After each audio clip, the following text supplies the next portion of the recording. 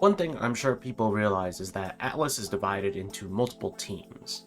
There's teams working on different games from different series, all at the same time. They might all be under one name, which is Atlus, but they are all kind of working separately from each other. This might be obvious to some people and might not be as obvious to others. So this isn't some kind of gotcha piece, it's more of an educational video on the teams at Atlus and what they do.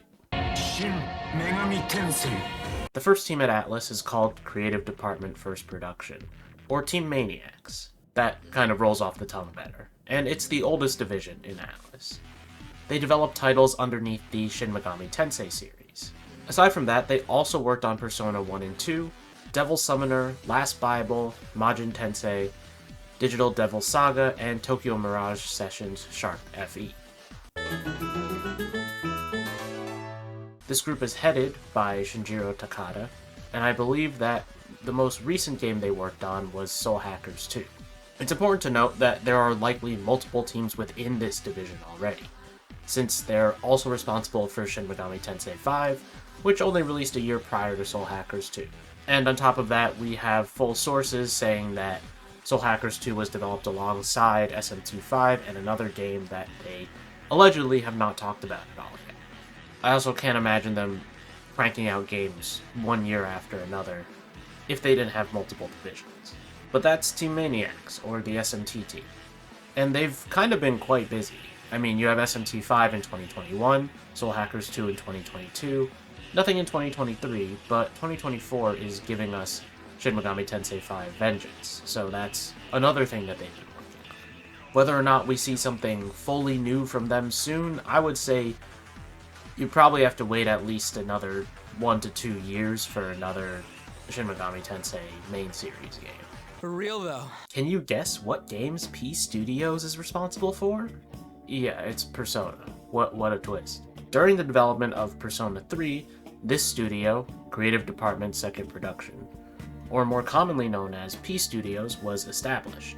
During this time, the team was led by Hashino, who directed Persona 3 and went on to direct 4 and 5. This would be the studio behind Persona games from here on out. Additionally, the studio also developed Catherine in 2011. P Studios has expanded a lot since those days, as far as I can tell, and Hashino has since moved on from Persona in 2016. Wada now heads the team since then. For the most part, this is the studio I refer to when I'm talking about Persona development and games. There is a separation between the studio behind SMT and the one behind Persona. While they both may be under Atlus, the Persona team is not responsible for what the Shin Megami Tensei team puts out. They're two separate entities. Even within the Persona team, there are multiple teams working on different games. You can tell based on the way development seems to have happened for some of the spin-offs that are developed in-house, and some of the mainline games as well. It is like the number 0, empty, yet holding infinite potential within itself. And last but not least is Creative Department Third Production. Studio Zero. Remember how I said Hashino left P Studios in 2016? Well, that's because he's now heading this one. Studio Zero is working on Metaphor ReFantasia.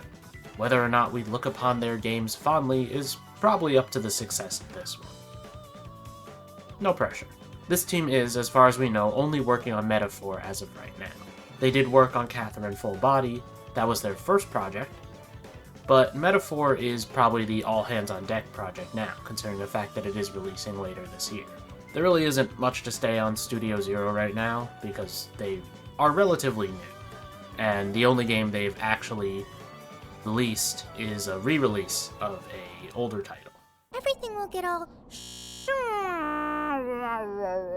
Like most major companies, Atlus is no stranger to outsourcing or even allowing other studios to work with their IPs. Remasters are often outsourced, and it's no surprise that Atlus did the same. Catherine's PC port was done by the Eccentric 8, an Australian company. Persona 3 Portable and Persona 4 Golden's ports were done both by P Studios, at least in oversight, and a good percentage of the work was given to pre-app partners. Those are the examples of the outsourced work. Otherwise, you have spin-off titles that were overseen by P Studios, but development was more of a joint venture. Persona 4 Arena and its expansion Ultimax were developed by Arc System Works. and Persona 5 Strikers was developed by Omega Force at Koei Tecmo. And you have the upcoming Persona 5 The Phantom X, which is being developed by Black Wings Game Studio and published by Perfect World Games. The publisher might change depending on the region, but right now we only have a limited number of regions to go off of. In short, it's not just Atlus working on their games. Much like other companies, their name can be attached to products they either did not do much work on or work together with other companies and developers to make. Honestly, nothing. I just wanted to establish that there are a lot of moving parts within Atlus, and there are a lot of different teams working on different things. But I'm more trying to make clear that Atlus is a company with a lot of different teams, so the Persona team is not responsible for the Shin Megami Tensei games. Those are two different things. But you can comment down below what you hope that each Atlus team is working on, or something like that, I don't know. And I hope this served as somewhat of a surface-level educational piece on the game studio for Atlus. And if you found it useful in some educational way, why don't you leave a like? And subscribe to the channel if you want to see more. From JRPGs to Persona to Atlus, I cover all that stuff weekly for now. Thanks for watching, and I'll see you guys next time. Well and true. Overconfidence is an enemy in and of itself. Let us instead strike the Metroid with everything.